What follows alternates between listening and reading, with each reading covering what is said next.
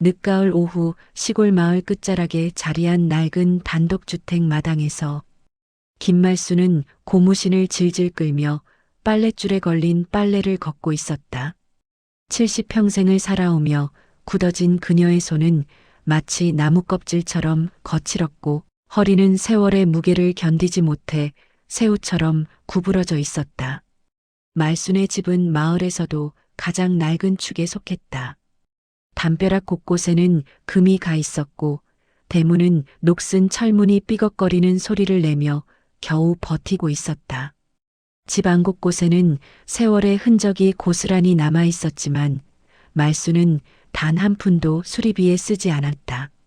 그녀에게 돈은 생명줄이었고 통장 잔고는 그녀가 유일하게 믿을 수 있는 것이었다. 빨래를 걷던 말순의 귀에 대문 밖에서 들려오는 오토바이 소리가 들렸다. 택배 기사였다. 말순의 얼굴에 즉시 경계의 빛이 스쳤다. 택배라는 것은 곧 누군가가 자신에게 돈을 쓰게 만들려는 시도를 의미했기 때문이다. 착불이라도 되는 날에는 펄쩍 뛰며 받지 않겠다고 소리를 지르곤 했던 그녀였다. 김말순 씨 계십니까? 택배 기사의 목소리가 대문 너머로 들려왔다. 말순은 빨래 바구니를 내려놓고 천천히 대문 쪽으로 걸어갔다. 삐걱거리는 소리를 내며 대문이 열렸고 젊은 택배 기사가 커다란 상자 하나를 들고 서 있었다. 예, 접니다만. 이거 착불 아니죠? 착불이면 안 받습니다. 말순의 첫마디는 예상대로였다. 택배 기사는 어이없다는 표정으로 고개를 저었다. 아니요, 선불입니다. 여기 서명만 해주시면 됩니다. 말수는 그제야 안도의 한숨을 내쉬며 상자를 받아들었다.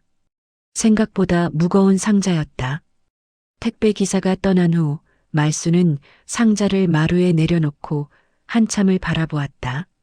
상자 겉면에는 낯선 주소가 적혀 있었고 보낸 사람 이름란은 비어 있었다.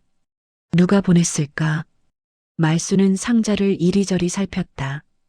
요즘 같은 세상에 사기꾼들이 얼마나 많은데 혹시 상자를 열면 값비싼 물건이 들어있고 나중에 돈을 요구하는 건 아닐까? 그런 수법을 텔레비전에서 본 적이 있었다. 하지만 호기심은 의심보다 강했다. 말수는 부엌에서 가위를 가져와 조심스럽게 테이프를 잘랐다. 상자가 열리자 신문지로 꽁꽁 쌓인 무언가가 보였다. 말수는 떨리는 손으로 신문지를 걷어냈다. 그 순간 말순의 눈이 커졌다. 상자 안에는 낡은 운동화 한 켤레와 색이 바랜 공책 몇 권, 그리고 작은 봉투 하나가 들어 있었다. 운동화를 보는 순간 말순의 가슴이 철렁 내려앉았다. 그 운동화는 분명 30년 전 아들 민호가 신던 그 운동화였다. 손이 덜덜 떨렸다. 말수는 봉투를 집어들었다. 봉투 겉면에는 삐뚤빼뚤한 글씨로 엄마에게라고 적혀 있었다. 민호의 글씨체였다. 말수는 봉투를 뜯지도 못한 채 그대로 주저앉았다. 30년. 아들과 연락이 끊긴 지 30년이 흘렀다. 그동안 말수는 단 한 번도 아들에게 먼저 연락하지 않았다. 자존심이 허락하지 않았다. 자식이 먼저 연락해야 한다고, 자식이 먼저 찾아와야 한다고 생각했다. 하지만 민호는 오지 않았고 말순 역시 찾지 않았다. 봉투를 쥔 손에 힘이 들어갔다. 말순은 눈을 질끈 감았다가 천천히 봉투를 열었다. 안에는 편지 한 장과 함께 두툼한 현금 다발이 들어 있었다. 말순의 입에서 신음이 새어나왔다. 편지를 펼쳤다. 아들의 글씨는 여전히 삐뚤빼뚤했지만 한 글자 한 글자 정성스럽게 써내려간 흔적이 역력했다. 엄마, 잘 지내셨습니까? 30년 만에 이렇게 편지를 쓰게 되어 송구스럽습니다. 엄마께 드릴 말씀이 많지만 먼저 용서를 구하고 싶습니다. 불효자식이 엄마 마음의 못을 받고 떠난 것을 용서해 주십시오. 말순의 눈에서 뜨거운 눈물이 흘러내렸다. 편지를 읽는 손이 바들바들 떨렸다. 편지는 계속 이어졌다. 동봉한 돈은 그동안 제가 모은 전부입니다. 많지 않아 죄송합니다. 엄마께서 편하게 쓰시길 바랍니다. 그리고 상자 안에 넣어둔 운동화와 공책을 기억하시는지 모르겠습니다. 제가 집을 떠날 때 신고 나간 그 운동화이고 공책은 제가 어렸을 때 쓰던 일기장입니다. 이것들을 엄마께 돌려드리고 싶었습니다. 말수는 운동화를 다시 바라보았다. 밑창이 닳아 구멍이 뚫린 그 운동화를 민호는 그토록 오랜 세월 간직하고 있었던 것이다. 말순의 가슴이 미어지는 것 같았다. 편지의 마지막 문장을 읽는 순간 말순은 더 이상 참지 못하고 소리내어 울기 시작했다. 엄마, 저는 이제 얼마 남지 않았습니다. 병원에서는 길어야 몇 달이라고 합니다. 마지막으로 엄마 얼굴을 보고 싶지만 불효자식이 감히 그럴 자격이 있을지 모르겠습니다. 그래도 이 편지가 엄마께 무사히 전달되기를 바랍니다. 사랑합니다, 엄마. 편지를 쥔 말순의 손에서 힘이 빠졌다. 편지가 바닥에 떨어졌고 말순은 그대로 마루 위에 주저앉아 통곡했다. 70평생 남에게 눈물 한 번 보이지 않고 살아온 그녀였지만 이 순간만큼은 어쩔 수 없었다. 민호야, 민호야. 말순의 입에서 아들의 이름이 새어나왔다. 30년 동안 단 한 번도 입 밖에 내지 않았던 그 이름을. 말순은 운동화를 끌어안고 흐느꼈다. 그녀의 뇌리에는 30년 전 그날의 기억이 선명하게 떠올랐다. 가을비가 부슬부슬 내리던 그날. 민호가 낡은 운동화를 신고 집을 나섰던 그날. 말순은 그날의 일을 한 번도 잊은 적이 없었다. 30년 전으로 시간은 거슬러 올라갔다. 그때 말순의 나이는 40대 초반이었고 남편은 이미 세상을 떠난 뒤였다. 남편이 남긴 것은 빚더미뿐이었다. 말순은 혼자서 어린 아들 민호를 키워야 했다. 당시 말순은 새벽부터 밤늦게까지 일했다. 식당 설거지, 공장 야간 작업, 남의 집 청소까지 안 해본 일이 없었다. 손가락 마디마디에는 상처가 끊이지 않았고 허리는 늘 쑤셨다. 하지만 말수는 단 한 푼도 함부로 쓰지 않았다. 민호가 학교에서 돌아와 배고프다고 하면 말수는 찬장에서 라면 하나를 꺼내 끓였다. 라면 한 봉지에 계란 하나를 넣으면 그것이 저녁이었다. 민호가 고기를 먹고 싶다고 하면 말수는 고개를 저으며 말했다. 고기는 부자들이나 먹는 거다. 우리는 라면만 먹어도 배부르다. 민호는 그런 엄마의 말에 아무 대꾸도 하지 못했다. 어린 나이에도 집안 형편을 알고 있었기 때문이다. 하지만 학교에서 친구들이 도시락을 까먹을 때 민호의 도시락에는 김치와 밥만 들어 있었다. 반찬이라고는 단무지 몇 조각이 전부였다. 겨울이 되면 더 혹독했다. 말수는 난방비를 아끼기 위해 보일러를 거의 켜지 않았다. 민호는 두툼한 이불을 몇 겹 덮고 잠을 잤지만 새벽이면 추위에 떨며 깨어나곤 했다. 말수는 그런 아들을 보며 마음이 아팠지만 통장 잔고를 확인하면 다시 마음을 굳게 먹었다. 돈이 있어야 산다. 돈이 없으면 죽는 거다. 말순의 입버릇이었다. 그녀에게 돈은 생존의 수단이었고 유일한 안전망이었다. 남편이 빚을 지고 죽은 뒤 채권자들이 집 앞까지 찾아와 고함을 지르던 그 기억이 말순을 평생 괴롭혔다. 그래서 말순은 한 푼 한 푼을 아꼈고 통장에 돈이 쌓여가는 것을 보며 안도했다. 민호가 중학생이 되었을 때였다. 어느 날 민호가 학교에서 돌아와 조심스럽게 말순에게 말했다. 엄마, 나 학원 좀 다녀도 돼요? 말순은 설거지를 하던 손을 멈추고 민호를 쳐다보았다. 학원이라는 단어가 그녀의 신경을 건드렸다. 학원? 학원은 무슨 학원이야? 학교 공부만 열심히 하면 되지. 친구들은 다 학원 다녀요. 저만 안 다녀서 성적이 자꾸 떨어져요. 민호의 목소리에는 간절함이 묻어났다. 하지만 말수는 고개를 저었다. 학원비가 얼마인데?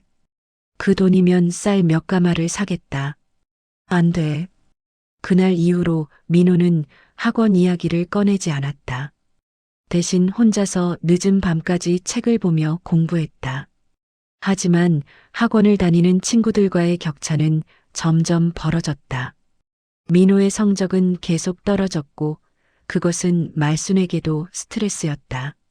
공부를 열심히 안 하니까 성적이 떨어지지. 나는 너를 위해 이렇게 고생하는데 너는 뭘 하는 거냐? 말수는 민호를 다그쳤다. 민호는 아무 말도 하지 못하고 고개만 숙였다. 엄마가 자신을 위해 얼마나 힘들게 일하는지 알고 있었기 때문이다. 하지만 동시에 민호의 마음 한구석에는 서운함이 쌓여갔다. 민호가 고등학생이 되었을 무렵 운동화 사건이 일어났다.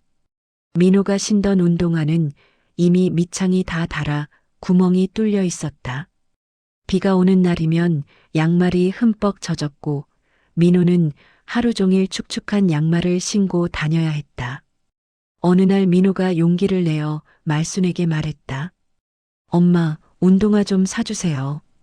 이거 이제 신을 수가 없어요. 말순은 민호의 운동화를 내려다보았다. 확실히 낡기는 했지만 아직 신을 수 있어 보였다. 뭐가 못 신어? 구멍 난 거 테이프로 붙이면 되잖아. 엄마, 운동화가 얼마나 비싼데. 이거 조금만 더 신어. 아직 멀쩡하잖아. 민호는 더 이상 말하지 못했다. 그날 이후로 민호는 운동화 구멍에 테이프를 붙여 신었다. 학교 친구들은 그런 민호를 보고 수군거렸다. 민호는 그 시선들이 견디기 힘들었지만 엄마에게 다시 말할 용기가 나지 않았다. 그러던 어느 날 민호가 학교에서 돌아왔을 때 집 안 분위기가 이상했다. 거실에는 낯선 여자가 앉아 있었다. 그녀는 화려한 옷을 입고 있었고 손에는 명품 가방을 들고 있었다. 말수는 그 여자 옆에 앉아 무언가 이야기를 나누고 있었다. 어머니, 민호 왔네요. 여자가 밝게 웃으며 말했다. 말순도 환한 표정으로 민호를 쳐다보았다. 민호야, 인사드려라. 혜진이라고 하는데 앞으로 내 새엄마가 될 분이시다. 민호의 머릿속이 하얘졌다. 새엄마? 아버지도 없는데 무슨 새엄마란 말인가. 민호는 어리둥절한 표정으로 혜진을 바라보았다. 혜진은 민호에게 다가와 어깨를 다독이며 말했다. 민호야, 반가워. 앞으로 우리 잘 지내보자. 하지만 혜진의 눈빛은 차갑게 식어 있었다. 민호는 본능적으로 이 여자를 믿을 수 없다고 느꼈다. 그날 밤 말수는 민호를 불러 앉혔다. 민호야, 혜진 씨는 좋은 분이시다. 앞으로 우리 집에 같이 살 거야. 엄마, 그게 무슨 말이에요? 혜진 씨 남편분이 돈이 많으시대. 우리도 이제 좀 편하게 살 수 있을 것 같다. 민호는 엄마의 말을 믿을 수 없었다. 엄마는 지금까지 단 한 푼도 함부로 쓰지 않았고 자신에게도 인색하게 굴었다. 그런 엄마가 갑자기 낯선 여자를 받아들인다는 것이 이해되지 않았다. 며칠 후 혜진은 큰 트럭을 몰고 와 짐을 들여왔다. 혜진의 짐은 명품으로 가득했다. 가방, 옷, 신발, 화장품까지 모든 것이 비싸 보였다. 말수는 그런 혜진의 물건들을 보며 눈을 빛냈다. 혜진 씨, 이거 다 비싼 거 아니에요? 에이, 이 정도는 기본이죠. 제 남편이 사업을 크게 하거든요. 혜진은 자랑스럽게 대답했다. 말수는 감탄하며 혜진의 물건들을 만져보았다. 민호는 그런 엄마의 모습이 낯설었다. 혜진이 들어온 후 집안 분위기는 완전히 바뀌었다. 혜진은 집 안 곳곳을 돌아다니며 이것저것 바꾸기 시작했다. 낡은 가구들을 내다버리고 새 가구를 들여왔고 벽지도 새로 발랐다. 말수는 그런 혜진의 행동을 묵묵히 지켜보았다. 어머니, 이 집 좀 수리해야겠어요. 너무 낡았어요. 그러게요. 돈이 좀 들겠네요. 괜찮아요. 제 남편한테 말하면 돈은 얼마든지 될 수 있어요. 혜진의 말에 말순의 얼굴이 환해졌다. 돈. 그 단어만 들으면 말순의 마음은 흔들렸다. 하지만 민호는 점점 혜진이 싫어졌다. 혜진은 겉으로는 친절한 척했지만 말순이 없을 때는 민호를 무시했다. 민호가 학교에서 돌아오면 혜진은 코웃음을 치며 말했다. 학교는 잘 다녀왔니? 공부는 열심히 하고. 민호는 대답하지 않았다. 혜진의 말투에는 조롱이 섞여 있었다. 어느 날 혜진이 말순에게 말했다. 어머니, 민호 운동화 좀 사주세요. 너무 남루해 보여요. 제가 돈 드릴게요. 말순은 난처한 표정을 지었다. 괜찮아요. 민호는 저렇게 신어도 돼요. 에이, 그래도 그렇죠. 제가 사줄게요. 혜진은 지갑에서 돈을 꺼내 말순에게 건넸다. 말순은 그 돈을 받아들었지만 민호에게 운동화를 사주지 않았다. 대신 그 돈을 자신의 통장에 넣어버렸다. 민호는 그 모습을 보고 말문이 막혔다. 엄마는 혜진에게 받은 돈마저 자신에게 쓰지 않았던 것이다. 민호의 마음속에 한이 맺히기 시작했다. 그리고 그날 밤 민호는 결심했다. 이 집을 떠나야겠다고. 혜진이 집에 들어온 지 석 달이 지났을 무렵 집안의 균열은 점점 커져갔다. 겉으로는 평화로워 보였지만 그 아래에는 깊은 불신과 갈등이 자리 잡고 있었다. 혜진은 날이 갈수록 본색을 드러내기 시작했다. 처음에는 말순에게 공손하게 대했지만 이제는 반말을 섞어가며 무례하게 굴었다. 특히 민호가 없을 때는 더욱 심했다. 어머니, 오늘 저녁은 제가 먹고 싶은 걸로 해요. 제 남편 돈으로 사는 건데 뭐. 혜진의 말에 말수는 고개를 끄덕였다. 혜진의 남편이 매달 생활비를 보내준다는 것이 사실이었기 때문이다. 말수는 그 돈이 아까웠지만 혜진의 비위를 맞춰야 한다고 생각했다. 하지만 민호는 그런 상황이 견딜 수 없었다. 엄마가 혜진에게 굽신거리는 모습을 볼 때마다 가슴이 답답했다. 엄마는 자신에게는 그토록 인색했으면서 혜진에게는 왜 그렇게 약한 모습을 보이는지 이해할 수 없었다. 어느 날 저녁 식탁에 둘러앉은 세 사람 사이에 긴장감이 흘렀다. 혜진이 준비한 저녁상에는 고기와 생선, 각종 반찬이 가득했다. 말수는 감탄하며 젓가락을 들었다. 혜진 씨, 정말 대단하네요. 이렇게 푸짐하게 차려주시다니. 당연하죠. 제 남편 돈으로 사는 건데요. 혜진은 자랑스럽게 말했다. 민호는 밥을 먹으며 아무 말도 하지 않았다. 혜진이 민호를 쳐다보며 말했다. 민호야, 너도 열심히 공부해서 나중에 돈 많이 벌어야 해. 그래야 엄마 편하게 해드리지. 민호는 젓가락을 든 손을 멈췄다. 혜진의 말에는 가시가 돋쳐 있었다. 마치 지금의 자신은 엄마에게 아무 도움도 되지 않는다는 뜻처럼 들렸다. 네, 열심히 하겠습니다. 민호는 무표정하게 대답했다. 말수는 두 사람 사이의 미묘한 기류를 눈치채지 못한 채 밥을 먹는 데만 집중했다. 식사가 끝난 후 혜진이 말순에게 말했다. 어머니, 제가 오늘 좋은 소식이 있어요. 제 남편이 이번 달에 보너스를 받았대요. 그래서 저한테 100만 원을 더 보내주셨어요. 말순의 눈이 반짝였다. 정말요? 그럼 그 돈으로 뭐 하실 거예요? 어머니께 드리려고요. 그동안 신세 많이 졌잖아요. 혜진은 지갑에서 봉투를 꺼내 말순에게 건넸다.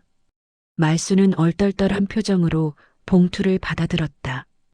봉투 안에는 현금이 가득 들어 있었다. 이렇게까지 하시면 괜찮아요. 어머니 생활비로 쓰세요.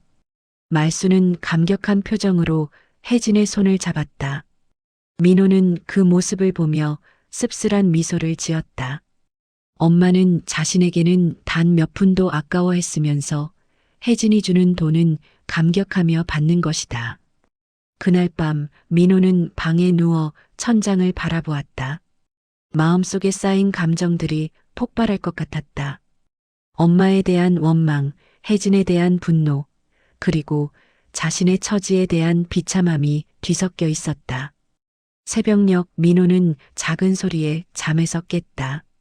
귀를 기울이니 거실에서 말순과 혜진이 대화하는 소리가 들렸다. 민호는 조심스럽게 방문을 열고 밖을 살폈다. 어머니, 솔직히 말씀드릴게요. 제 남편이 요즘 사업이 어려벨 계속돼요. 혜진의 목소리였다. 민호는 숨을 죽이고 귀를 기울였다. 그러면 어쩌죠? 말순의 목소리에는 당황스러움이 묻어났다. 그래서 어머니께 부탁이 있어요. 제게 돈 좀 빌려주실 수 있으세요? 몇 달만 버티면 사업이 다시 잘 될 거예요. 돈을요? 얼마나 필요하신데요? 1,000만 원만 빌려주세요. 꼭 갚을게요. 민호는 가슴이 철렁 내려앉았다. 1,000만 원이라니. 엄마가 평생 모은 돈이 아니던가. 민호는 엄마가 거절하기를 간절히 바랐다.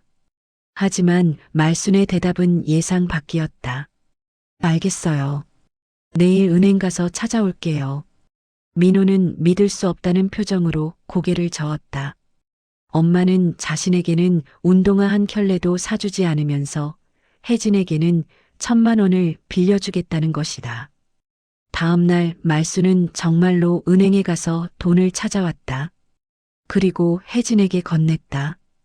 혜진은 감사하다는 말과 함께 돈을 받아들었다. 어머니, 정말 감사해요. 꼭 갚을게요. 천천히 갚으세요.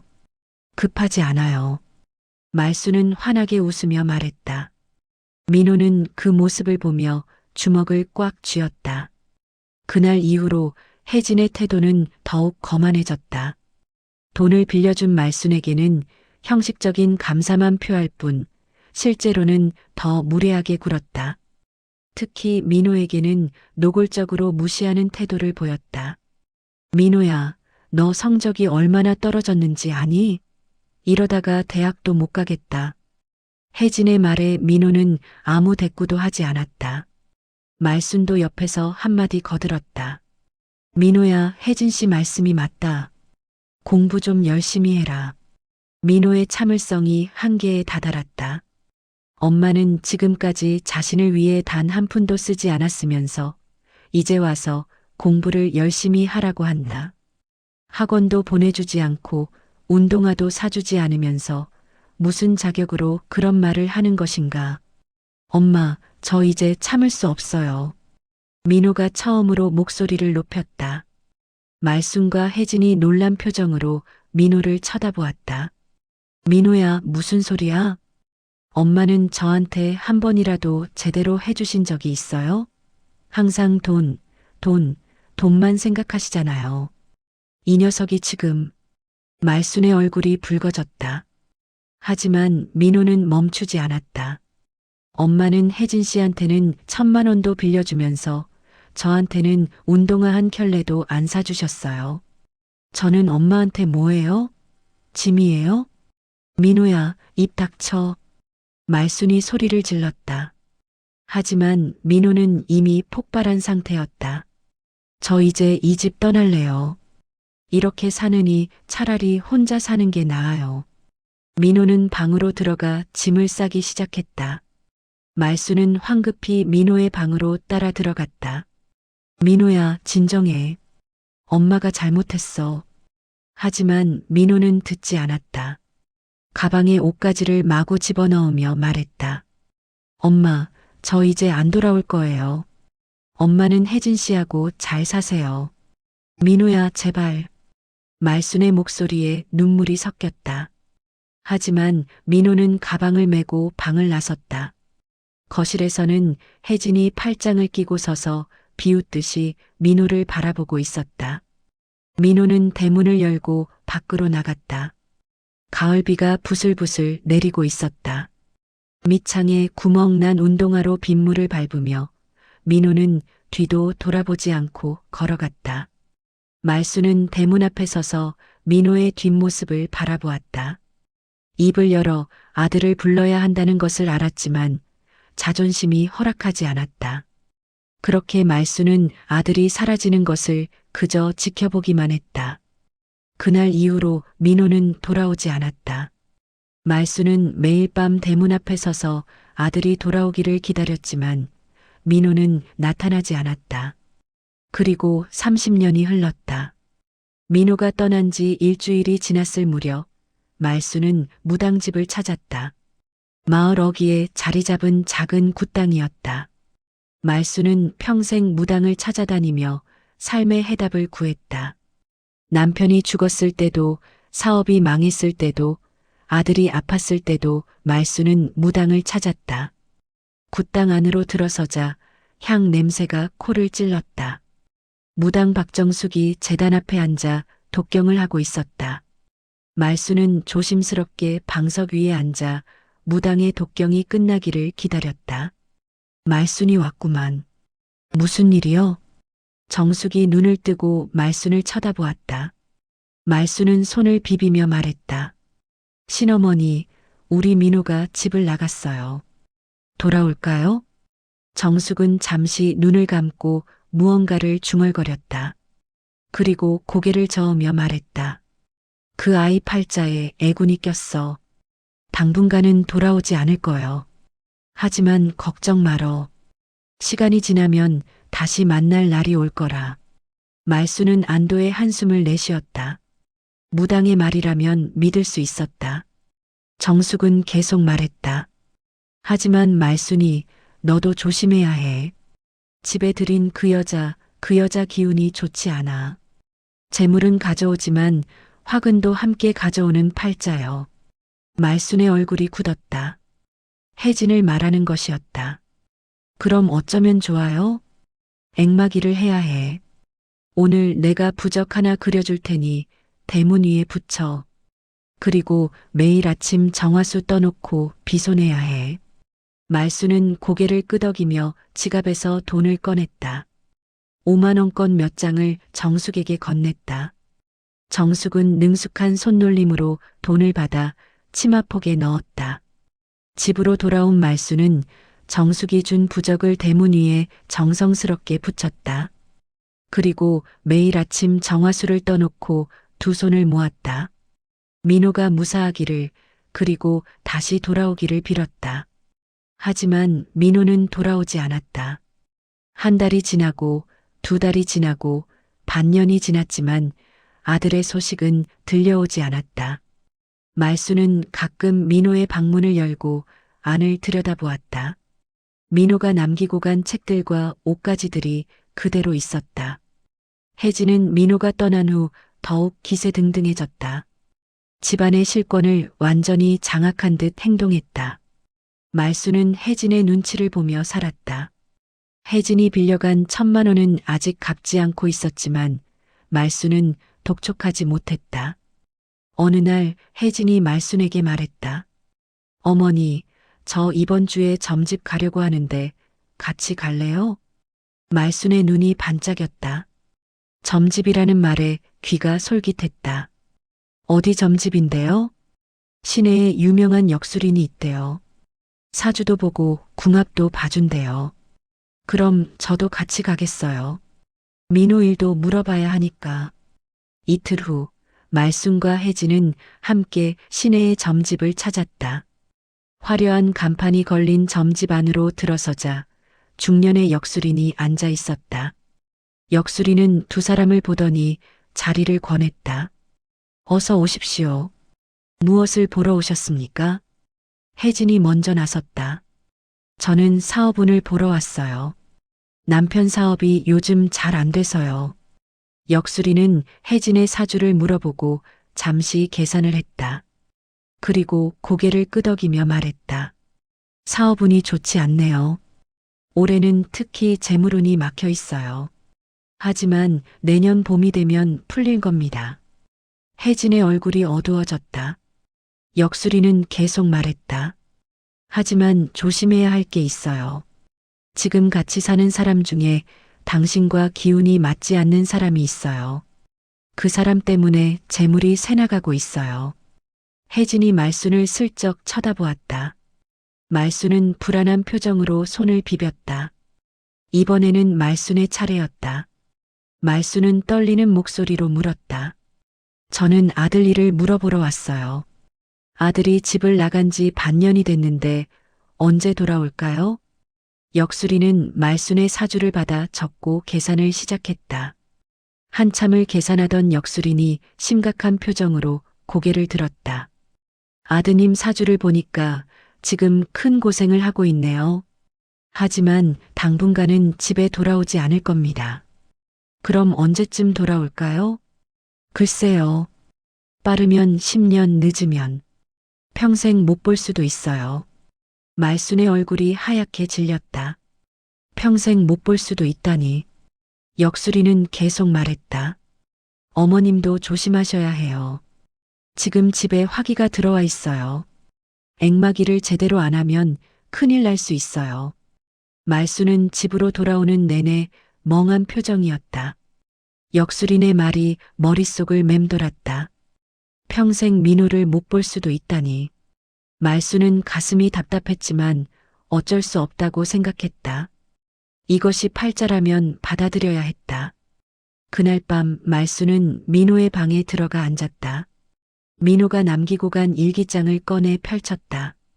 일기장 첫 페이지에는 어린 민호의 글씨가 삐뚤빼뚤하게 적혀 있었다. 오늘 엄마가 라면을 끓여주셨다. 맛있었다. 엄마 사랑해요. 말순의 눈에서 눈물이 흘러내렸다. 어린 민호는 라면 한 그릇에도 행복해했다. 하지만 말순은 그런 아들에게 더 많은 것을 해주지 못했다. 아니, 해주지 않았다. 일기장을 넘기며 말순은 아들의 마음을 읽어나갔다. 학원에 가고 싶다는 소망, 새 운동화를 신고 싶다는 바람, 친구들처럼 고기를 먹고 싶다는 소원들이 빼곡하게 적혀 있었다. 그리고 마지막 페이지에는 이렇게 적혀 있었다. 엄마는 나를 사랑하지 않는 것 같다. 엄마에게 나는 짐일 뿐이다. 나는 이 집을 떠나야겠다. 말순은 일기장을 덮고 바닥에 주저앉았다. 아들이 그렇게 생각하고 있었다니. 말순은 자신이 아들을 사랑했다고 생각했다. 그래서 돈을 모았던 것이다. 나중에 아들이 필요할 때 쓰라고. 하지만 아들은 그것을 사랑이라고 생각하지 않았다. 새벽녘 말순은 부엌에 나와 정화수를 떠놓았다.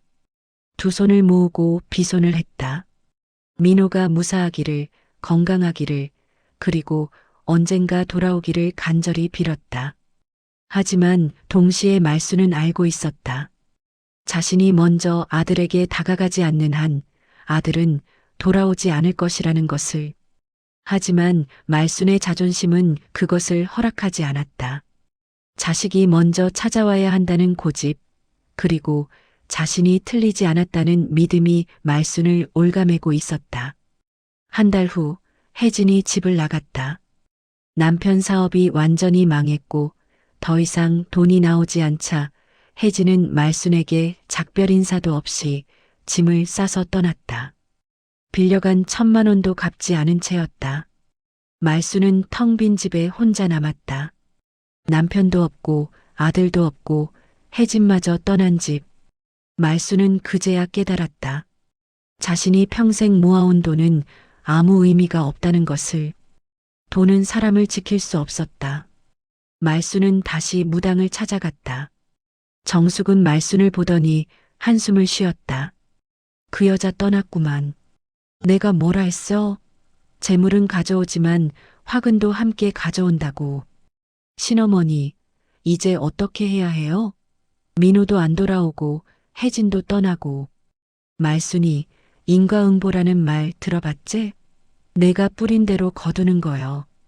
내가 아들한테 인색하게 굴었으니 아들도 너한테 인색하게 구는 거지. 말수는 고개를 떨구었다.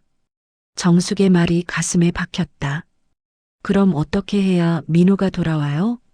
내가 먼저 찾아가야지. 하지만 너는 그러지 못할 거요. 자존심이 허락하지 않을 테니까. 정숙의 말은 정확했다. 말수는 고개를 들지 못했다. 집으로 돌아온 말수는 통장을 꺼내 들여다보았다. 평생 모은 돈이 그대로 있었다. 혜진에게 빌려준 1,000만 원을 빼고도 상당한 금액이 남아 있었다. 하지만 그 돈이 이제는 의미 없게 느껴졌다. 말수는 통장을 서랍 깊숙이 넣고 문을 닫았다. 그리고 민호의 방으로 들어가 아들의 이불을 끌어안고 누웠다. 아들의 냄새가 희미하게 남아 있었다. 밤이 깊어갔다. 말수는 잠들지 못하고 천장을 바라보았다. 30년 후 자신은 어떤 모습일까? 아들은 정말 돌아올까? 말수는 알 수 없었다. 하지만 한 가지는 확실했다. 이 침묵의 세월이 언젠가는 끝날 것이라는 것. 그것이 기쁜 결말일지 슬픈 결말일지는 알 수 없지만 세월은 물처럼 흘러 25년이 지났다. 말수는 이제 65이 되었다. 혼자 사는 집은 더욱 낡아졌고 말순의 몸도 세월을 이기지 못했다. 무릎은 늘 시큰거렸고 허리는 펴지지 않았다. 민호의 소식은 여전히 없었다. 말수는 가끔 마을 사람들에게 물어보았지만 아무도 민호를 본 사람이 없었다. 말수는 아들이 어디선가 잘 살고 있기를 바랄 뿐이었다. 어느 날 아침 말수는 몸 상태가 이상하다는 것을 느꼈다. 가슴이 답답하고 숨이 가빴다. 말수는 침대에 누워 한참을 쉬었지만 증상은 나아지지 않았다. 이웃에 사는 이덕배가 말순의 집을 찾았다. 덕배는 60대 중반의 남자로 평생 혼자 살아왔다. 그는 건강에 유난히 신경을 많이 쓰는 성격이었다. 매일 아침 조깅을 하고 영양제를 챙겨 먹고 건강검진을 빠짐없이 받았다. 말순 씨 계세요? 덕배의 목소리가 대문 밖에서 들려왔다. 말순은 힘겹게 일어나 대문을 열었다. 덕배는 말순의 얼굴을 보더니 놀란 표정을 지었다. 말순 씨, 안색이 왜 그래요? 어디 아파요? 아침부터 가슴이 답답하고 숨이 가빠요. 덕배의 얼굴이 심각해졌다. 그는 즉시 말순의 맥을 짚어보고 이마에 손을 대보았다. 이거 큰일인데. 지금 당장 병원 가야 해요. 심장에 문제가 있는 것 같아요. 병원은 무슨, 돈이 얼마나 드는데요? 말순은 고개를 저었다. 하지만 덕배는 물러서지 않았다. 말순 씨, 지금 그런 소리 할 때가 아니에요. 죽을 수도 있어요. 덕배의 다급한 목소리에 말순은 마지못해 고개를 끄덕였다. 덕배는 말순을 부축해 택시를 잡아탔다. 병원에 도착한 말순은 응급실로 옮겨졌다. 의사들이 분주하게 움직이며 검사를 진행했다. 덕배는 대기실에 앉아 불안한 표정으로 기다렸다. 1시간 후 의사가 나와 덕배에게 말했다. 환자분이 협심증이 의심됩니다. 정밀 검사가 필요해요. 심각한 건가요? 지금 당장은 안정을 찾았지만 치료하지 않으면 위험할 수 있습니다. 입원해서 검사를 받아야 해요. 덕배는 고개를 끄덕이고 병실로 들어갔다. 말순은 침대에 누워 천장을 바라보고 있었다. 말순 씨, 의사 선생님이 입원해야 한대요. 입원은 무슨, 돈이 얼마나 드는데요? 저 집에 갈래요. 말순은 일어나려고 했지만 덕배가 말순의 어깨를 눌렀다. 말순 씨, 제발 정신 차려요. 지금 돈이 문제예요? 목숨이 문제예요. 하지만 말순은 듣지 않았다. 평생 모은 돈을 병원비로 쓴다는 것이 견딜 수 없었다. 저 괜찮아요. 집에 가서 쉬면 나을 거예요. 덕배는 한숨을 쉬었다. 말순의 고집을 꺾을 수 없다는 것을 알았다. 그럼 최소한 약은 받아가요. 그리고 일주일 후에 다시 와서 검사 받아요. 약속해요. 말순은 마지못해 고개를 끄덕였다. 덕배는 말순을 부축해 집으로 데려왔다. 그날 밤 말순은 혼자 방에 누워 생각에 잠겼다. 자신의 몸이 많이 나빠졌다는 것을 느꼈다. 하지만 병원비를 쓰고 싶지 않았다. 평생 모은 돈을 자신을 위해 쓴다는 것이 아깝게 느껴졌다. 다음 날 아침 말순은 다시 무당을 찾았다. 정숙은 여전히 굿당에 앉아 있었다. 말순은 정숙 앞에 앉으며 말했다. 신어머니, 저 어제 병원 갔다 왔어요. 의사가 심장이 안 좋대요. 정숙은 말순을 빤히 쳐다보았다. 그럼 치료를 받아야지. 그게 돈이 많이 든대요. 어떻게 하면 좋을까요? 정숙은 잠시 생각하더니 말했다. 내가 치병굿을 해줄게. 그러면 나을 거요. 말순의 얼굴이 밝아졌다. 구슬하면 병이 낫는다니. 병원비보다는 굿비가 훨씬 쌀 것이다. 얼마면 돼요? 100만 원이면 돼. 말순은 잠시 망설였다. 100만 원도 적은 돈은 아니었다. 하지만 병원비보다는 나았다. 알겠어요. 언제 하면 돼요? 내일 밤에 하자. 준비할 게 있으니까 자정에 와. 다음 날 밤 말순은 굿당을 찾았다. 정숙은 이미 준비를 마치고 기다리고 있었다. 제단에는 촛불이 켜져 있었고 향 냄새가 진하게 퍼졌다. 굿이 시작되었다. 정숙은 장구를 치며 노래를 불렀다. 말순은 제단 앞에 무릎을 꿇고 두 손을 모았다. 정숙의 노랫소리가 밤 공기를 가르며 울려 퍼졌다. 1시간이 지나고 2시간이 지났다. 말순은 정신이 몽롱해졌다. 향 연기와 장구 소리, 그리고 정숙의 노래가 뒤섞여 환각처럼 느껴졌다. 말순이 내 병은 엇보여. 내가 아들한테 저지른 죄값이지. 그 한을 풀어야 병이 낫는다. 정숙의 목소리가 들려왔다. 말순은 고개를 들어 정숙을 바라보았다. 어떻게 해야 해요? 아들을 찾아가. 그리고 용서를 빌어. 그래야 내 병도 낫고 한도 풀린다. 말순은 고개를 저었다. 아들을 찾아간다는 것은 생각할 수 없었다. 그건 못해요. 아들이 먼저 찾아와야 해요. 그럼 내 병은 낫지 않을 거요. 이것이 하늘의 뜻이지. 굿이 끝나고 말순은 집으로 돌아왔다. 100만 원을 정숙에게 주고 왔지만 몸 상태는 나아지지 않았다. 오히려 더 나빠진 것 같았다. 일주일 후 덕배가 다시 말순의 집을 찾았다. 말순 씨 약속했잖아요. 병원 가야 해요. 저 괜찮아요. 굿도 했고요. 덕배는 어이없다는 표정을 지었다. 굿이요? 말순 씨 정신 차려요. 굿으로 병이 낫나요? 병원에 가야죠. 굿도 효험이 있어요. 신어머니가 그랬어요. 덕배는 한숨을 쉬었다. 말순의 미신맹신을 어떻게 할 수 없다는 것을 알았다. 말순 씨, 제발 부탁이에요. 한 번만 더 병원 가요. 검사만이라도 받아요. 말순은 덕배의 간청에 마지못해 고개를 끄덕였다. 병원에서 정밀 검사를 받은 말순은 의사의 진단을 들었다. 협심증이 맞습니다. 그리고 혈관이 많이 막혀 있어요. 수술이 필요합니다. 말순의 얼굴이 하얗게 질렸다. 수술이라니. 수술비가 얼마나 들어요? 대략 1,000만 원 정도 예상됩니다. 말순은 고개를 저었다. 1,000만 원을 수술비로 쓸 수는 없었다. 수술 안 하면 안 돼요? 의사는 심각한 표정으로 말했다. 수술하지 않으면 언제 심장마비가 올지 모릅니다. 생명이 위험해요. 말순은 병원을 나와 집으로 돌아왔다. 덕배는 말순을 부축하며 걱정스러운 표정을 지었다.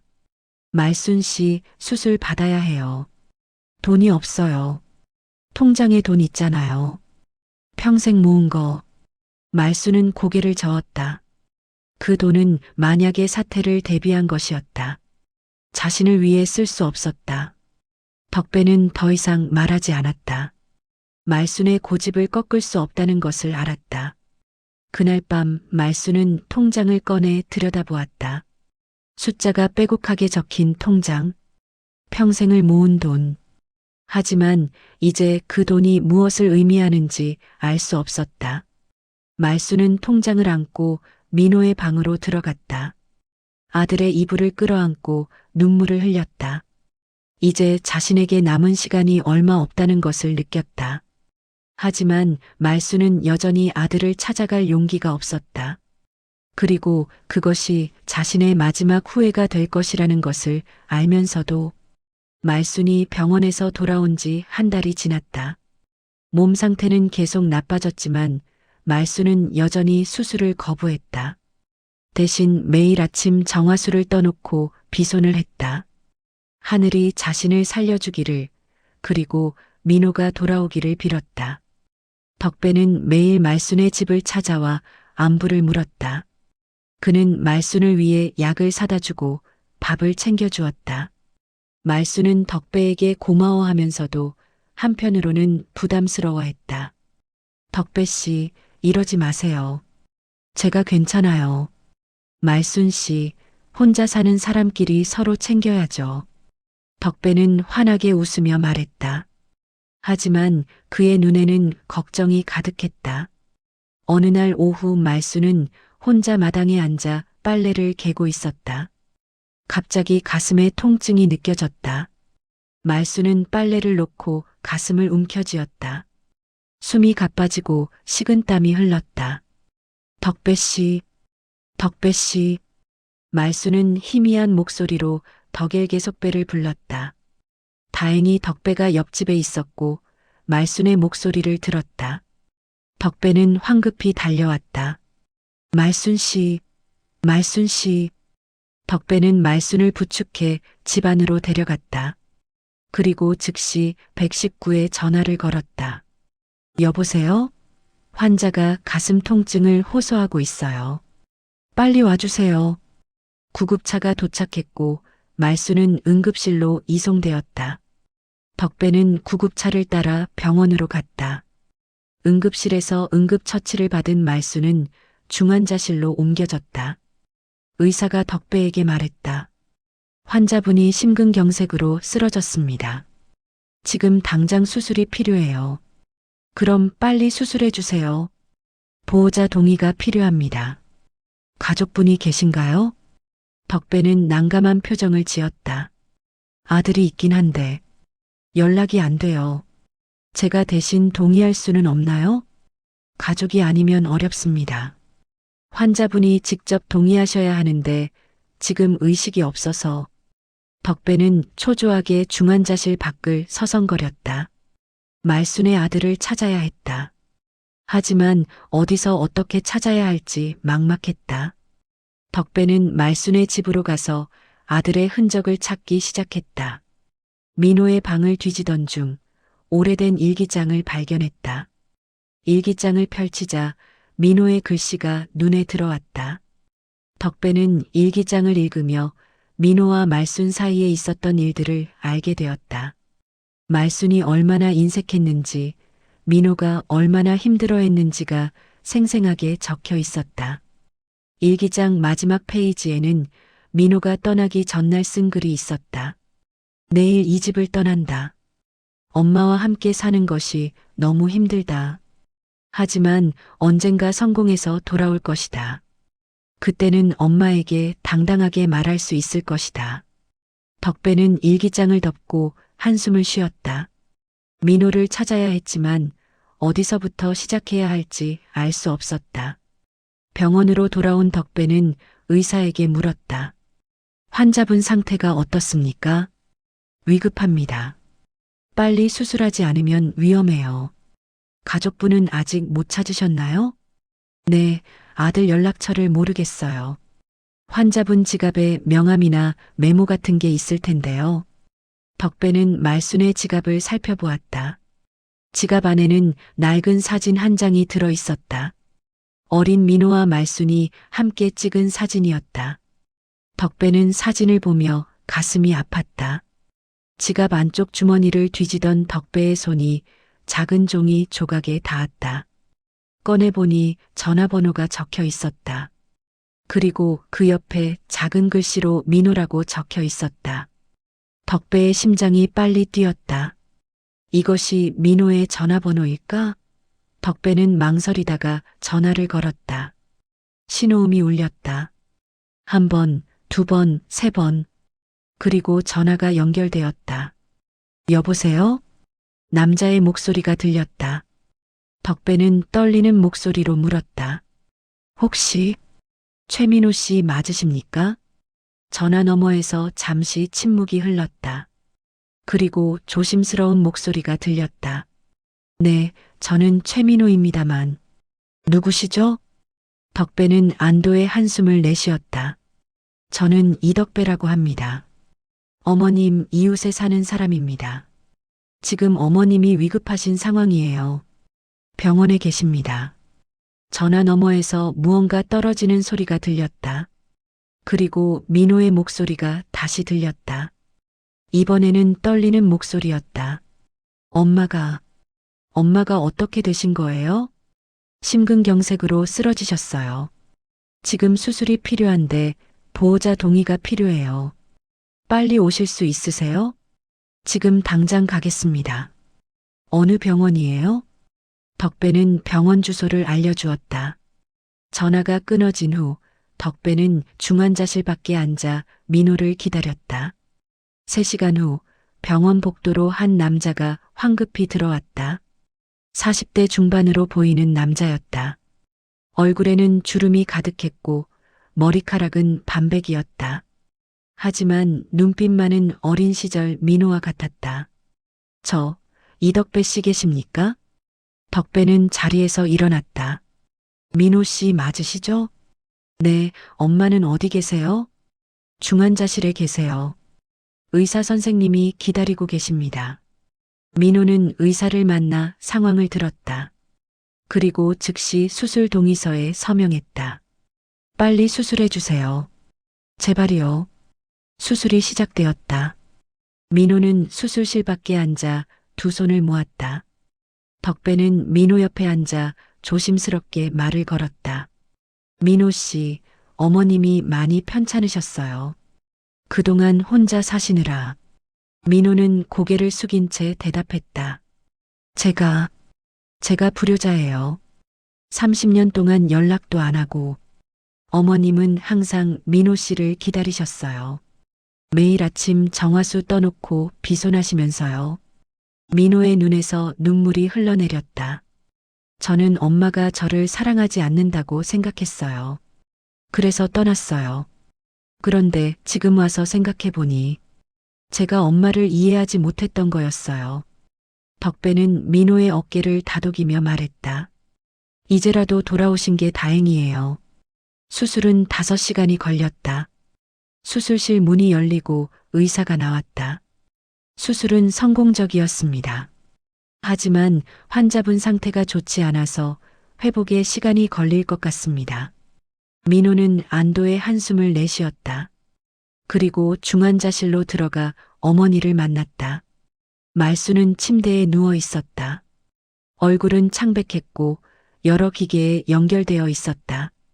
민호는 어머니의 손을 잡았다. 어머니의 손은 차갑고 거칠었다. 엄마, 제가 왔어요. 민호예요. 말수는 눈을 뜨지 못했다. 하지만 민호는 계속 말했다. 엄마, 죄송해요. 그동안 연락도 안 하고 불효자식이 용서를 빌어요. 민호의 눈에서 눈물이 흘러내려 어머니의 손 위로 떨어졌다. 그날 밤 민호는 어머니 곁을 지켰다. 덕배는 민호에게 말순의 집 열쇠를 건네주며 말했다. 민호 씨, 어머님 집에 가보세요. 어머님이 민호 씨를 위해 간직하신 것들이 있을 거예요. 민호는 고개를 끄덕이고 말순의 집으로 갔다. 30년 만에 다시 찾은 집. 집은 낡았지만 옛날 그대로였다. 민호는 자신의 방문을 열었다. 방 안은 자신이 떠났을 때 그대로였다. 책상, 책들, 옷가지들이 그대로 있었다. 민호는 가슴이 뭉클해졌다. 서랍을 열자 자신의 일기장이 들어 있었다. 민호는 일기장을 꺼내 펼쳤다. 어린 시절의 기억들이 떠올랐다. 그리고 마지막 페이지를 읽으며 민호는 눈물을 흘렸다. 민호는 어머니의 방으로 갔다. 옷장을 열자 말순의 옷들이 가지런히 정리되어 있었다. 그리고 옷장 깊숙한 곳에서 상자 하나를 발견했다. 상자를 열자 민호는 숨이 멎는 듯했다. 상자 안에는 민호가 어렸을 때 그린 그림들, 상장들, 사진들이 가득 들어 있었다. 말순은 민호의 모든 것을 간직하고 있었던 것이다. 상자 맨 아래에는 편지 한 장이 있었다. 민호는 떨리는 손으로 편지를 펼쳤다. 민호야, 엄마다. 이 편지를 내가 읽을 수 있을지 모르겠다. 하지만 엄마는 쓰지 않을 수 없구나. 엄마가 너한테 잘못했다. 돈만 생각하고 너한테 소홀했다. 하지만 엄마는 너를 사랑했단다. 내가 나중에 필요할 때 쓰라고 돈을 모았던 거야. 엄마가 표현을 잘못했구나. 용서해다오, 민호야. 엄마는 내가 보고 싶다. 민호는 편지를 읽으며 울음을 터뜨렸다. 어머니는 자신을 사랑했던 것이다. 단지 표현을 몰랐을 뿐. 민호는 상자를 안고 병원으로 돌아갔다. 어머니 곁에 앉아 편지를 읽어주었다. 엄마, 이제 알겠어요. 엄마가 저를 사랑했다는 거. 제가 이해하지 못했던 거였어요. 이제 돌아올게요. 엄마 곁에 있을게요. 말순의 눈꺼풀이 미세하게 떨렸다. 그리고 천천히 눈을 떴다. 희미한 시야에 아들의 얼굴이 보였다. 호야. 말순의 입에서 희미한 목소리가 흘러나왔다. 민호는 어머니의 손을 꽉 잡았다. 네, 엄마.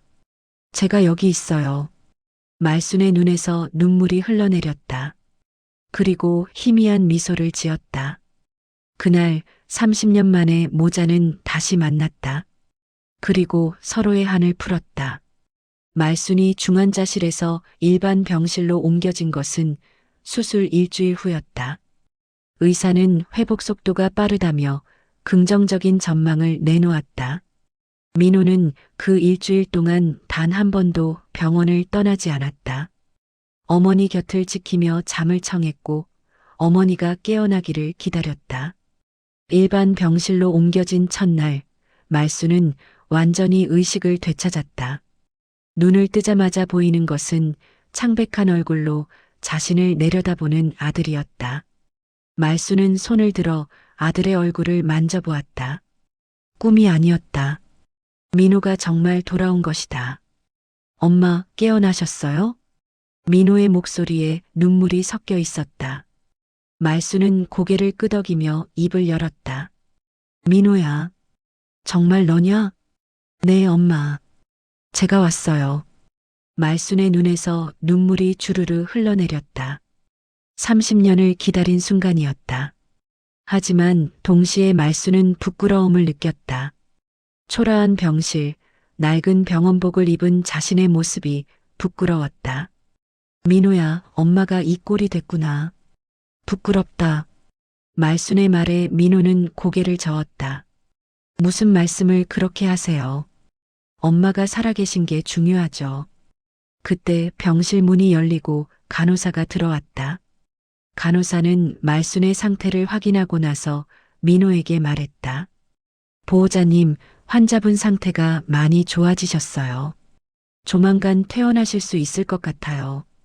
간호사가 나간 후 말순은 민호를 쳐다보며 물었다. 민호야, 너 그동안 어떻게 살았니? 결혼은 했고? 민호는 잠시 망설이다가 대답했다. 네, 결혼했어요. 아이도 둘 있고요. 말순의 얼굴이 환해졌다. 손주가 있다니. 하지만 동시에 서운함도 밀려왔다. 손주의 얼굴도 한 번 보지 못했다는 사실이. 그래. 아이들은 몇 살이야? 큰애가 15, 작은애가 12이에요. 말수는 고개를 끄덕였다. 그리고 갑자기 얼굴을 찌푸리며 말했다. 그런데 민호야, 엄마가 이렇게 초라한 병실에 있으면 안 되겠다. 특실로 옮겨줘.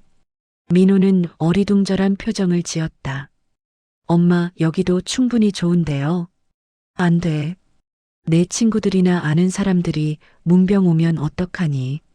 엄마가 이런 병실에 있는 걸 보면 우리 민호 체면이 깎이잖아. 말순의 목소리에는 묘한 자존심이 섞여 있었다. 평생 구두쇠로 살아왔지만 이제 아들 앞에서만큼은 여유 있는 모습을 보이고 싶었던 것이다. 아들에게 부끄럽지 않은 어머니가 되고 싶었다. 엄마, 그런 거 신경 안 써도 돼요.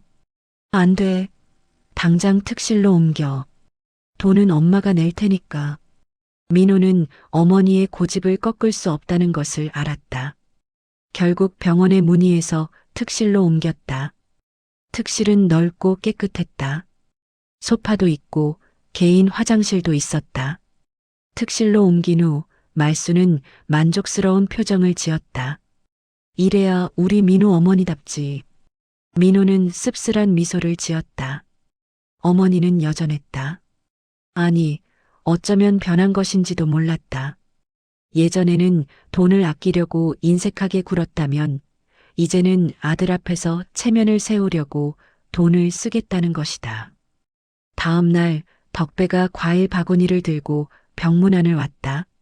말수는 덕배를 보자마자 환한 얼굴로 맞이했다. 덕배 씨, 어서 오세요. 특실이 어때요? 넓고 좋죠? 덕배는 병실을 둘러보며 고개를 끄덕였다. 와, 정말 좋네요.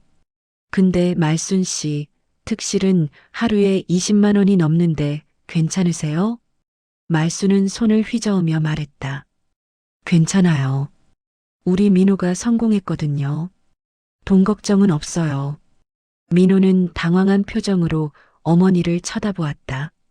자신이 성공했다니. 민호는 평범한 회사원일 뿐이었다. 특별히 부자도 아니었다. 덕배는 민호에게 물었다. 민호 씨는 무슨 일 하세요? 민호가 대답하기 전에 말순이 먼저 나섰다. 우리 민호는 큰 회사 임원이에요. 서울에서 잘 나가는 사람이죠. 민호는 얼굴이 빨개졌다.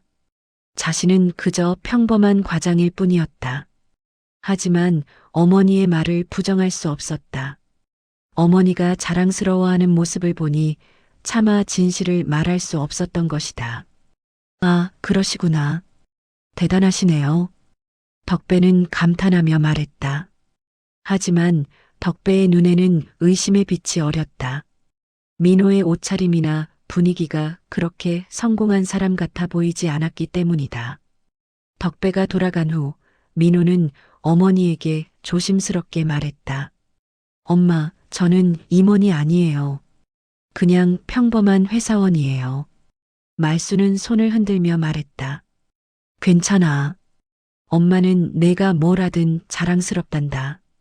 그냥 남들한테 잘난 척 좀 하고 싶었어. 민호는 어머니의 마음을 이해했다. 평생 가난하게 살아온 어머니가 아들 앞에서만큼은 당당하고 싶었던 것이다. 며칠 후 말순의 상태는 더욱 좋아졌다. 의사는 일주일 후면 퇴원할 수 있다고 말했다. 말순은 기뻐하며 민호에게 말했다. 민호야, 퇴원하면 우리 외식하자. 좋은 식당 가서 맛있는 거 먹고. 엄마 몸이 아직 완전히 회복된 게 아니니까 집에서 쉬는 게 좋아요. 안 돼. 30년 만에 만났는데 외식 한번 못하겠니?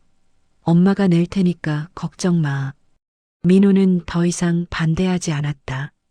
어머니가 행복해하는 모습을 보니 그것으로 충분했다.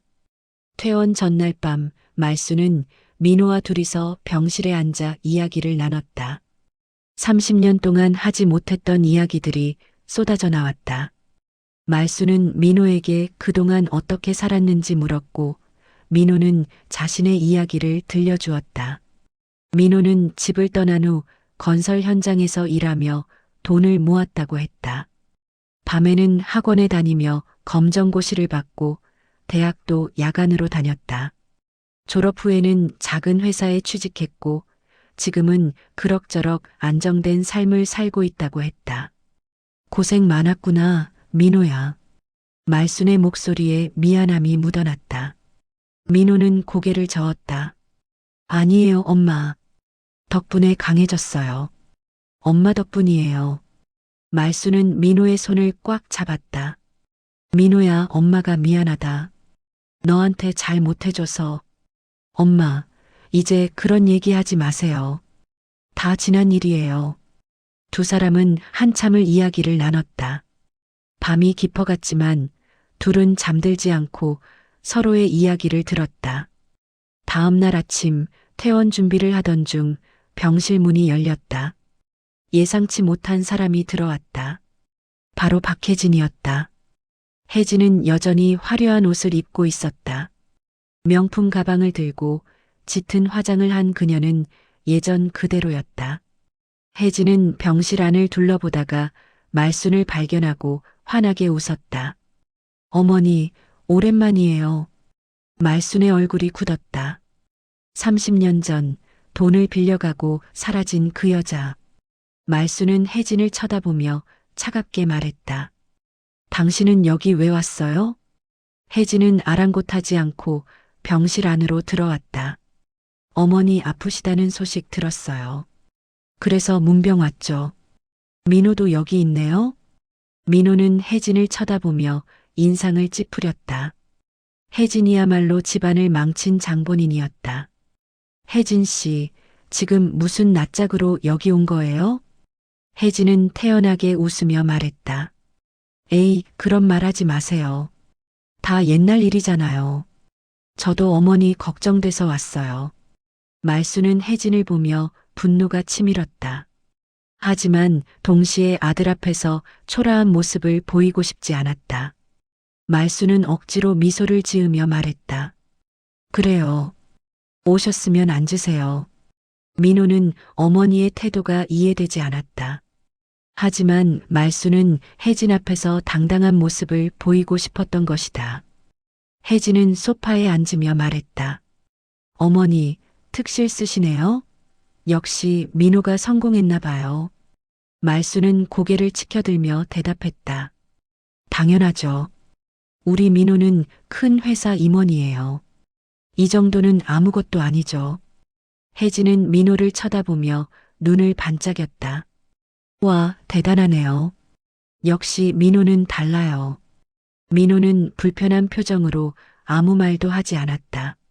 말순과 혜진 사이에 묘한 긴장감이 흘렀다. 두 사람은 서로에게 자신이 더 잘 살고 있다는 것을 증명하려는 듯 대화를 이어갔다. 어머니는 지금 어디 사세요? 아직 그 옛날 집에 계세요? 혜진의 질문에 말순은 잠시 머뭇거렸다. 사실대로 말하기가 부끄러웠다. 곧 이사 갈 거예요. 민호가 서울의 좋은 아파트 알아보고 있어요. 민호는 깜짝 놀랐지만 어머니의 거짓말을 바로잡지 않았다. 혜진은 감탄하며 말했다. 역시 민호는 효자네요. 부럽다. 말순은 득에양양한 표정을 지었다. 혜진 앞에서 이긴 것 같은 기분이 들었다. 하지만 그 순간 말순은 깨달았다. 자신이 지금 무엇을 하고 있는지를, 아들 앞에서 허세를 부리고 거짓말을 하고 있다는 것을. 말순의 얼굴이 창백해졌다. 혜진이 떠난 후 민호는 어머니에게 조심스럽게 물었다. 엄마, 왜 그런 거짓말을 하신 거예요? 말순은 고개를 숙였다. 엄마가 부끄러웠단다. 혜진이한테 지고 싶지 않았어. 민호는 어머니를 꼭 안아주었다. 엄마, 그럴 필요 없어요. 엄마는 있는 그대로도 충분히 훌륭해요. 말순은 아들의 품에서 울음을 터뜨렸다. 30년 만에 찾은 아들 앞에서도 자신은 여전히 허세를 부리고 있었던 것이다. 말순은 자신이 부끄러웠다. 퇴원한 말순은 민호의 부축을 받으며 집으로 돌아왔다. 30년을 혼자 살던 집에 아들이 함께 있다는 것이 낯설면서도 행복했다. 민호는 회사에 휴가를 내고 어머니를 돌보기로 했다. 집에 도착한 첫날, 민호는 집 안 곳곳을 살펴보았다. 집은 말순이 혼자 살기에도 너무 낡고 불편해 보였다. 벽지는 누렇게 변색되었고 보일러는 제대로 작동하지 않았다. 민호는 가슴이 아팠다. 엄마, 이 집 수리해야겠어요. 말순은 손을 흔들며 말했다. 괜찮아. 엄마는 이렇게 살아도 돼. 안 돼요. 건강을 위해서라도 집을 고쳐야 해요. 민호는 단호하게 말했다. 말순은 아들의 고집을 꺾을 수 없다는 것을 알았다. 그럼 돈은 엄마가 낼게. 아니에요. 제가 낼게요. 안 돼. 엄마가 평생 모은 돈이 있어. 그걸로 집을 고치자. 말순은 통장을 꺼내 민호에게 건넸다. 민호는 통장을 펼쳐보고 눈이 커졌다. 생각보다 많은 돈이 들어 있었다. 엄마, 이렇게 많이 모으셨어요? 응. 평생 아껴서 모은 거야. 원래는 너 결혼할 때 주려고 했는데. 말순의 목소리가 작아졌다. 민호는 통장을 어머니에게 돌려주며 말했다. 엄마, 이건 엄마 돈이에요. 엄마가 쓰세요. 아니야. 이제 엄마 혼자 쓸 일도 없고 너한테 주고 싶어. 민호는 고개를 저었다. 저 이미 결혼했고 아이들도 있어요. 이 돈은 엄마가 편하게 쓰세요. 병원비도 들고 생활비도 필요하잖아요. 말순은 아들의 말에 눈물이 났다. 아들은 정말 효자였다. 자신이 평생 인색하게 굴었는데도 아들은 이렇게 자신을 생각해주고 있었다. 다음 날 덕배가 집을 찾아왔다. 손에는 약봉지를 들고 있었다. 말순 씨, 퇴원 축하해요. 이거 몸에 좋은 한약인데 드세요. 말순은 덕배의 손에서 약봉지를 받으며 물었다. 덕배 씨, 이거 비싼 거 아니에요? 얼마 주고 샀어요? 덕배는 손을 흔들며 말했다. 그냥 받으세요. 친구 사이에 그런 거 따지면 안 돼요. 민호가 덕배에게 인사했다. 덕배 아저씨, 그동안 엄마 돌봐주셔서 정말 감사합니다. 아니에요. 당연한 일 했을 뿐이에요. 덕배는 겸손하게 대답했다. 하지만 그의 눈에는 만족스러운 빛이 어렸다. 덕배가 돌아간 후 말순은 민호에게 말했다. 덕배 씨는 정말 좋은 사람이야. 엄마가 아플 때 많이 도와줬어. 네, 그런 것 같아요. 민호는 고개를 끄덕이며 생각에 잠겼다. 어머니가 혼자 살면서 이웃의 도움을 받았다는 것이 고마우면서도 미안했다. 며칠 후 민호는 집 수리를 시작했다. 벽지를 새로 바르고 보일러를 교체하고 낡은 가구들을 새 것으로 바꿨다. 말순은 처음에는 돈이 아깝다며 반대했지만 민호의 고집을 꺾을 수 없었다. 수리가 진행되는 동안 말순은 민호의 모습을 지켜보았다. 아들은 어느새 듬직한 어른이 되어 있었다. 말순은 가슴이 뭉클했다. 어느 날 저녁 말순과 민호는 마당에 앉아 저녁 공기를 마시고 있었다. 말순은 민호에게 조심스럽게 물었다. 민호야, 너 가족은 괜찮니? 내가 여기 이렇게 오래 있어서. 괜찮아요. 아내한테 얘기했어요. 다 이해해요. 그래도 손주들도 보고 싶고 그런데. 민호는 잠시 생각하다가 말했다. 엄마, 다음 주에 가족들 데리고 올게요. 엄마한테 인사시켜야죠. 말순의 얼굴이 환해졌다. 정말? 그럼 엄마가 맛있는 거 많이 준비해야겠다. 엄마 몸 상태가 아직 완전히 회복된 게 아니니까 무리하지 마세요. 괜찮아. 손주들 보는데 이 정도는 해야지. 말순은 벌써부터 들뜬 표정이었다. 민호는 어머니의 그런 모습이 보기 좋았다. 일주일 후 민호는 약속대로 가족들을 데리고 왔다. 아내 김수진과 두 아들 준호, 민석이었다. 말수는 대문 앞에서 가족들을 맞이했다. 어서 오너라. 할머니다. 말수는 손주들을 보자마자 눈물이 났다. 준호는 아버지를 닮아 준수하게 생겼고 민석이는 장난기 가득한 얼굴이었다. 할머니, 안녕하세요. 아이들은 밝게 인사했다. 말수는 아이들을 꼭 안아주며 울음을 터뜨렸다. 수지는 말순에게 공손하게 인사했다. 어머님, 처음 뵙겠습니다. 죄송해요. 그동안 찾아뵙지 못해서. 말수는 수진의 손을 잡으며 말했다. 아니야. 다 엄마 잘못이지. 우리 민호가 떠나게 만든 게 엄마 잘못이야. 수진은 말순을 위로하며 말했다. 이제 그런 얘기하지 마세요. 저희가 자주 찾아뵐게요.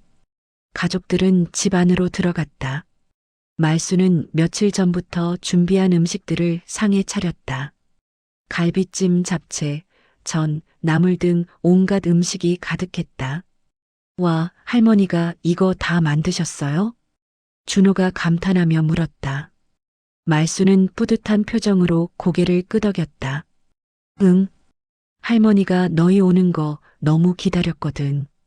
식사 시간 동안 가족들은 화기애애하게 이야기를 나눴다. 말수는 손주들에게 여러 가지를 물어보았다. 학교 생활은 어떤지, 공부는 잘하는지, 친구들은 많은지. 아이들은 할머니의 질문에 신나게 대답했다. 말수는 그런 손주들을 보며 행복해했다. 식사가 끝난 후 말수는 민호를 따로 불렀다. 민호야, 엄마가 할 말이 있어. 네, 엄마. 말수는 방으로 들어가 서랍에서 통장을 꺼냈다. 이거 받아라. 엄마가 평생 모은 돈이야. 엄마, 이미 말씀드렸잖아요. 이건 엄마 돈이에요. 아니야. 이제 엄마는 오래 살지 못할 거야. 이 돈은 너한테 주고 싶어? 민호는 고개를 저으며 말했다.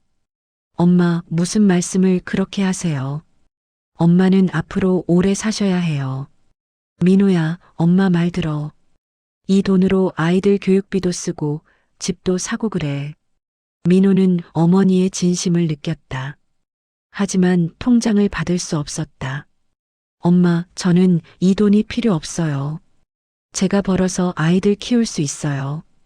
이 돈은 엄마가 편하게 쓰세요. 말수는 아들의 말에 눈물을 흘렸다. 민호야, 엄마가 미안하다. 어렸을 때 너한테 잘 못해줘서 운동화도 안 사주고 학원도 안 보내주고. 엄마, 이제 그런 얘기하지 마세요. 다 지난 일이에요. 민호는 어머니를 꼭 안아주었다. 말수는 아들의 품에서 한참을 울었다. 그날 밤 가족들이 모두 잠든 후 말수는 혼자 마당에 나왔다. 하늘에는 별이 가득했다. 말수는 두 손을 모으고 하늘을 향해 기도했다. 하늘이시여, 감사합니다. 제 아들을 다시 만나게 해주셔서 이제 저는 여한이 없습니다. 말순의 기도는 밤하늘로 올라갔다. 그리고 별들은 말순을 내려다보며 반짝였다. 다음 날 아침 말순은 가족들에게 제안했다. 우리 오늘 다 같이 사진 찍자. 가족 사진. 가족들은 마당에 모여 사진을 찍었다. 말수는 가운데에 앉고 민호와 수진이 양옆에 섰다. 그리고 손주들이 앞에 앉았다.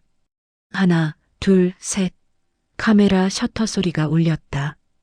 그 순간이 영원히 기록되었다.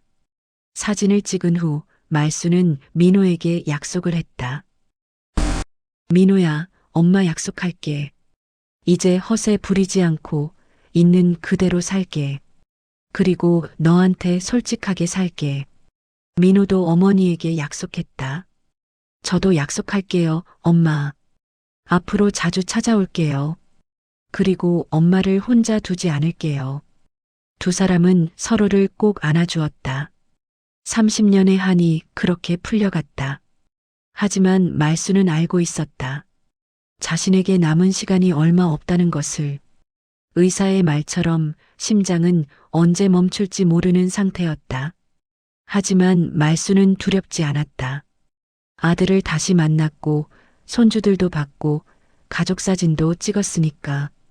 말수는 마당에 앉아 가족들의 웃음소리를 들으며 미소를 지었다.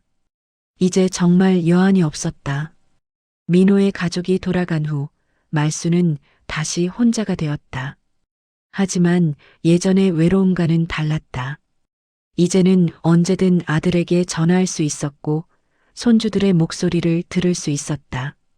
말수는 매일 저녁 민호와 통화하며 하루를 마무리했다. 수리가 끝난 집은 새 집처럼 깨끗했다. 벽지도 새하얗고 보일러도 잘 작동했다. 하지만 말순의 몸 상태는 나날이 나빠졌다.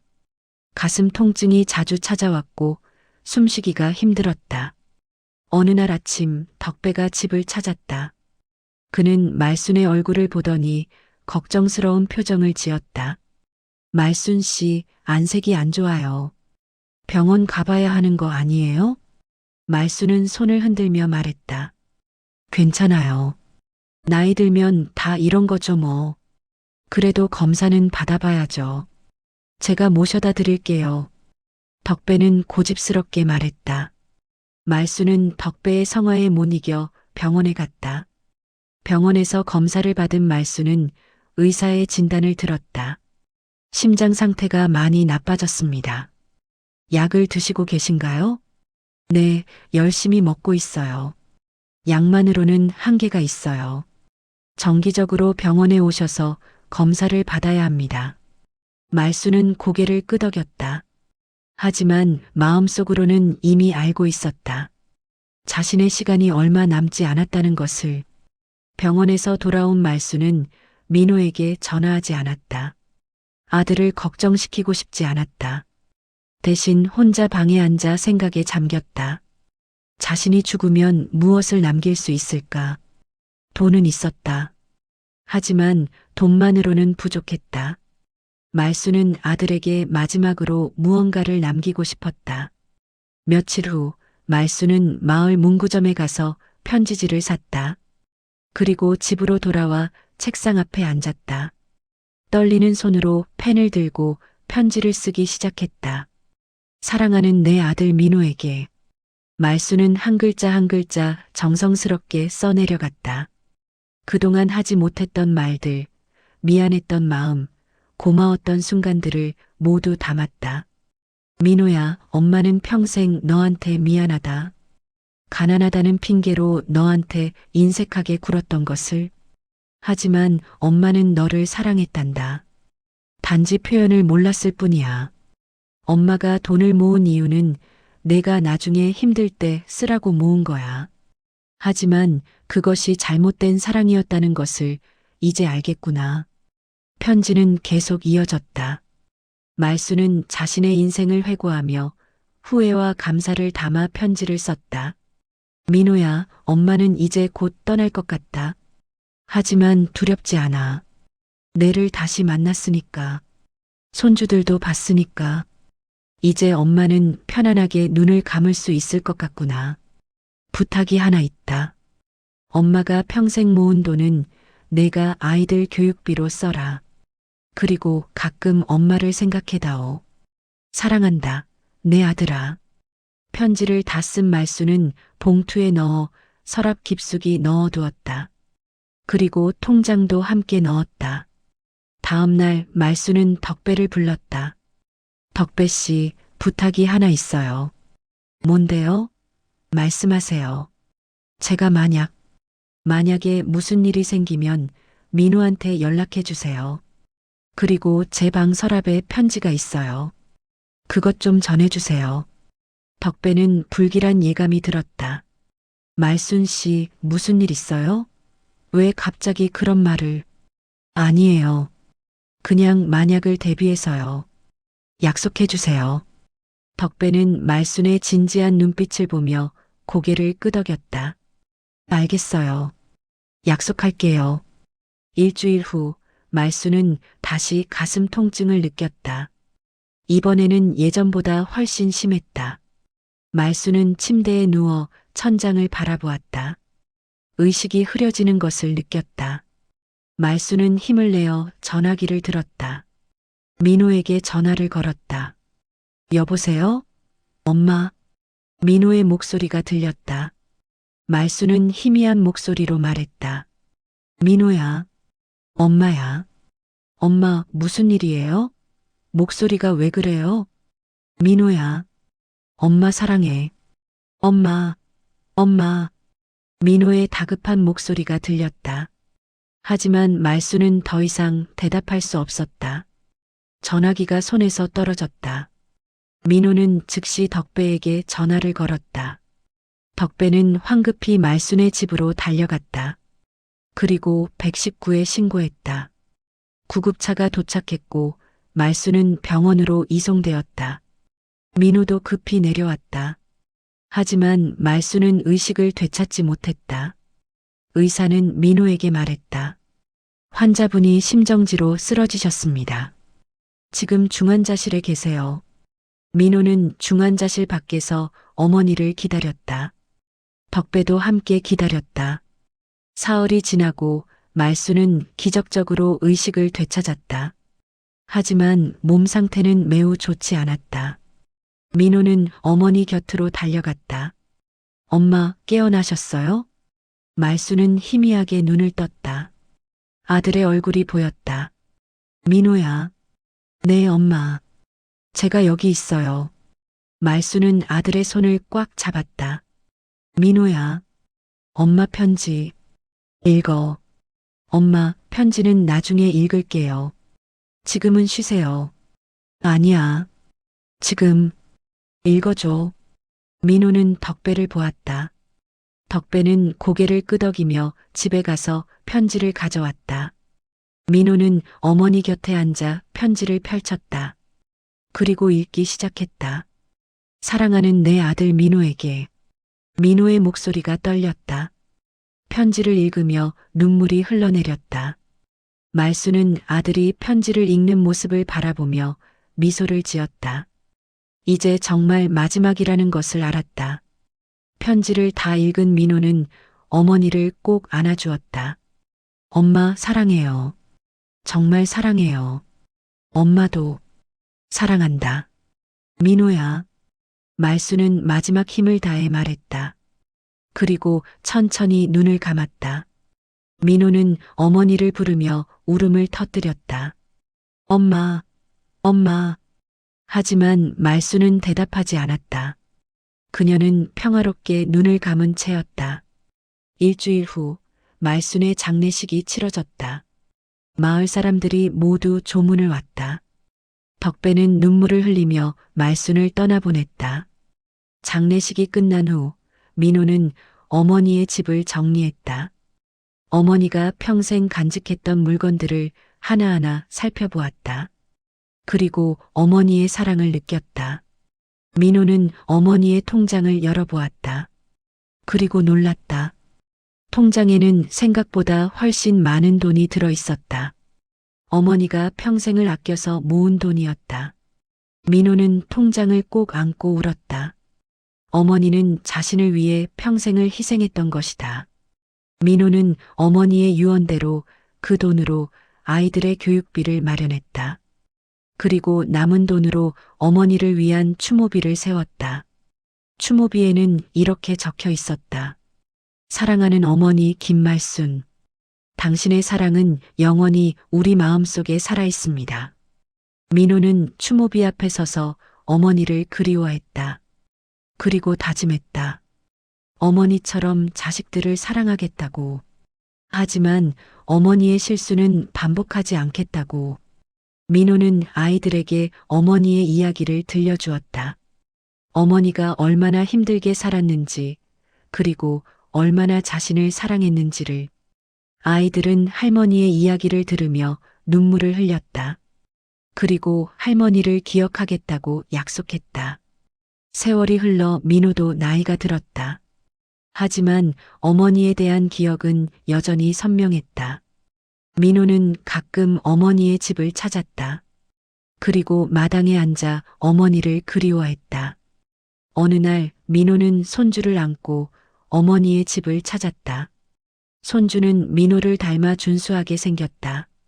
할아버지, 여기가 증조할머니 집이에요? 응. 할아버지가 어렸을 때 살던 집이야. 민호는 손주에게 어머니의 이야기를 들려주었다.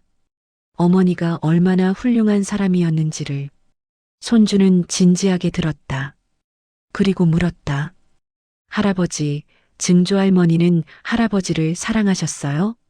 민호는 고개를 끄덕이며 대답했다. 응, 아주 많이 사랑하셨단다. 할아버지가 그걸 늦게 알았을 뿐이지. 민호는 손주를 안고 하늘을 올려다보았다. 하늘에는 구름이 떠 있었다. 민호는 어머니가 하늘에서 자신을 내려다보고 있을 것이라고 믿었다. 엄마, 저 잘 살고 있어요. 엄마 덕분이에요. 사랑해요, 엄마. 민호의 말은 바람을 타고 하늘로 올라갔다. 그리고 구름 너머 어디선가 말순이 미소 짓고 있었다. 이것이 말순과 민호의 이야기였다. 30년의 한과 그리움, 그리고 마침내 찾은 화해와 사랑의 이야기. 인과응보라는 말처럼 말순은 자신이 뿌린 대로 거두었다. 하지만 마지막에는 진정한 사랑을 깨달았고 그것으로 충분했다. 가족의 정의란 무엇인가? 때로는 서툴고 때로는 상처를 주지만 결국에는 서로를 용서하고 사랑하는 것. 말순과 민호는 그것을 늦게나마 깨달았고 그것이 그들의 마지막 선물이었다.